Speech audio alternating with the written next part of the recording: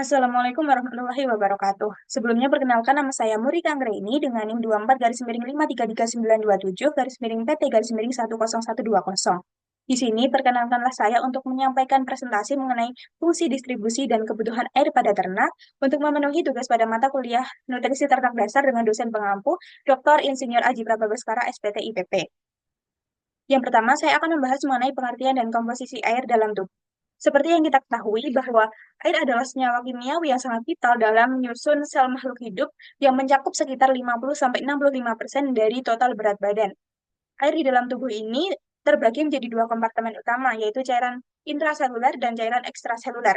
Cairan intraseluler adalah cairan yang terkandung di dalam sel dan menyumbang sekitar 2 per 3 dari total cairan di dalam tubuh dengan mengandung ion kalium sebagai kation utama dan juga fosfat sebagai anion utama. Sementara itu, cairan ekstraseluler adalah cairan yang mencakup sepertiga dari total volume air di dalam tubuh yang terdiri dari tiga jenis cairan, yaitu cairan interstitial, cairan intravaskular, dan juga cairan transseluler. Yang pertama adalah cairan interstitial. Cairan interstitial adalah cairan yang menempati ruang antar sel dengan kation utamanya adalah natrium, anion utamanya bikarbonat, dan juga klorida. Cairan ini mencakup 3 per 4 dari cairan ekstraseluler. Yang kedua adalah cairan intravaskular. Ini adalah cairan yang terdapat di dalam pembuluh darah yang mencakup 1 per 4 dari total cairan ekstraseluler dengan komposisi ion yang sama. Yang ketiga adalah cairan transseluler. Cairan transseluler ini adalah cairan yang terletak di celah rongga tubuh tertentu seperti cairan pada sendi sinovial, perikardial, pleura, dan intraokular. Jumlah cairan transseluler ini diperkirakan sekitar 1% dari total jumlah cairan di dalam tubuh. Selanjutnya adalah sifat kimia dan fisika dari air. Secara kimiawi, air ini tersusun atau terdiri dari dua atom hidrogen dan satu atom oksigen yang terikat secara kovalen dengan rumus kimia H2O. Air ini tidak memiliki rasa, bau, maupun warna dalam kondisi normal. Air ini juga bersifat sebagai pelarut universal karena kemampuannya dalam melarutkan berbagai jenis zat kimia tertentu. Nah, zat yang mudah larut dalam air ini disebut sebagai zat hidrofilik seperti garam, sedangkan zat yang sulit larut dalam air ini disebut sebagai zat hidrofobik seperti minyak dan juga lemak. Nah, komposisi kimia dari air ini terdiri dari zat kimia organik dan juga zat kimia anorganik. Zat kimia organik ini sekitar 24,7% seperti magnesium, kalsium, nitra, dan juga fosfat. Sedangkan zat kimia anorganik ini sekitar 75,3% seperti aluminium, barium, klorin, tembaga, dan lain sebagainya. Selanjutnya adalah fungsi air di dalam tubuh. Yang pertama adalah air sebagai katalisator reaksi kimia.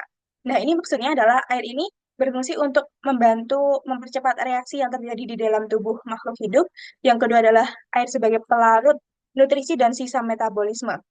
Air sebagai pelarut berbagai senyawa seperti pelarut asam amino, mineral, glukosa, dan vitamin yang larut dalam sisa metabolisme. Yang ketiga adalah air sebagai substansi penghantar panas yang baik. Karena air, hal ini berguna dalam penyebaran panas yang dihasilkan dari reaksi kimia dalam proses metabolisme. Air memiliki kapasitas panas yang tinggi, sehingga mampu menyerap dan menghantarkan panas secara efisien. Yang keempat adalah medium aktivitas metabolik. Air ini memungkinkan terjadinya pertemuan antara enzim dan substrat dalam suatu larutan. Yang kelima, sebagai pelumas sendi atau cairan sinovial. Nah, air ini termasuk bagian dari cairan sinovial, yaitu pelumas bagi pertautan tulang dan juga sebagai cairan di sekitar medula spinalis dan juga otak. Yang keenam adalah sebagai pelindung sistem saraf. Nah, air ini sebagai cairan cerebrospinalis, yaitu sebagai bantalan dari sistem saraf. Selain itu, air juga berperan dalam penghantaran suara dan juga proses penglihatan pada makhluk hidup, termasuk ternak. Selanjutnya adalah distribusi air di dalam tubuh ternak. Nah, air ini dapat dijumpai pada tiga area atau kompartemen di dalam tubuh ternak, yaitu plasma, cairan antar sel, dan juga cairan intraseluler. Plasma adalah cairan di dalam sel, bagian cair dalam darah yang terdiri dari 7% cairan tubuh, cairan cairan antar sel dan cairan limfa ini menyusun sekitar 28% dari cairan tubuh, dan cairan intraseluler adalah cairan yang terdapat di dalam sel dan menyusun sekitar 65% dari total cairan tubuh. Nah, selanjutnya adalah sumber air pada ternak.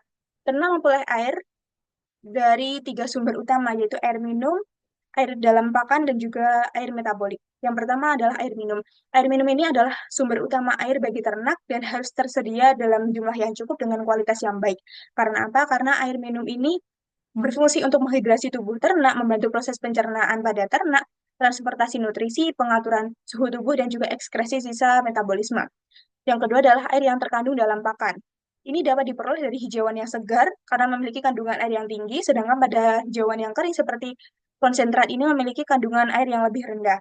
Nah, air di dalam pakan ini membantu pemenuhan cairan pada ternak, terutama ketika air minum dalam keadaan yang terbatas. Yang ketiga adalah air metabolik. Air metabolik ini diperoleh sebagai hasil dari proses oksidasi nutrisi seperti karbohidrat, lemak, dan juga protein. Selain itu, air metabolik ini juga dapat terbentuk dari reaksi polimerasi seperti pembentukan peptida dari asam amino. Nah, selanjutnya adalah keseimbangan air. Keseimbangan air ini terjadi ketika jumlah air yang masuk seperti air minum, air dalam pakan, dan juga air metabolik ini sebanding atau sama dengan air yang keluar dari tubuh. Nah, air yang keluar dari tubuh ini dapat melalui urin, feses, respirasi, dan juga kulit.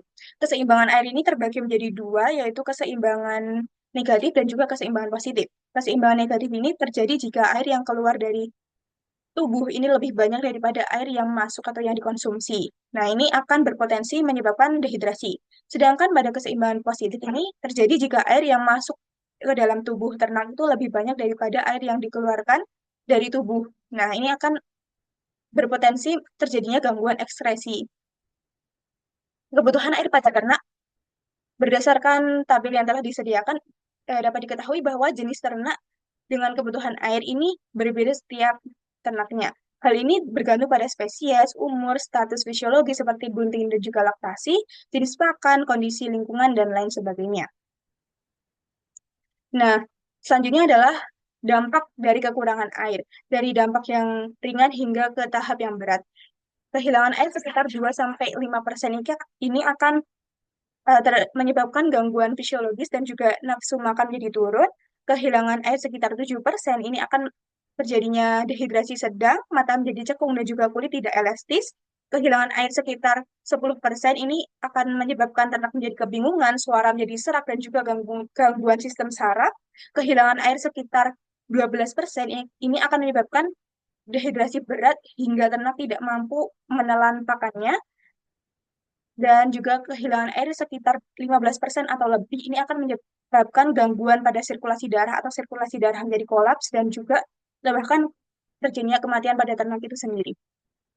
Berdasarkan materi-materi yang telah disampaikan di awal, maka dapat ditarik kesimpulan bahwa air ini sangat penting untuk proses metabolisme, transportasi zat, pengaturan suhu tubuh, ekskresi sisa metabolisme pada ternak, dan lain sebagainya. Air ini berperan sebagai pelarut universal, medium reaksi kimia, serta penghantar panas yang efisien. Eh, Nah, hal ini tuh akan menjaga stabilitas fungsi fisiologis pada tubuh ternak itu sendiri. Oleh karena itu, kebutuhan air pada ternak ini harus selalu tercukupi dengan baik, eh, entah itu dari air minum, pakan, maupun hasil metabolisme, agar kesehatan dan juga produktivitas ternak menjadi optimal. Kekurangan air dapat menyebabkan gangguan pencernaan, dehidrasi, penurunan nafsu makan, serta penurunan produktivitas, bahkan terjadinya kematian apabila tidak segera ditangani. Mungkin sekian materi yang dapat saya sampaikan. Apabila ada kesalahan, saya mohon maaf. Wassalamualaikum warahmatullahi wabarakatuh.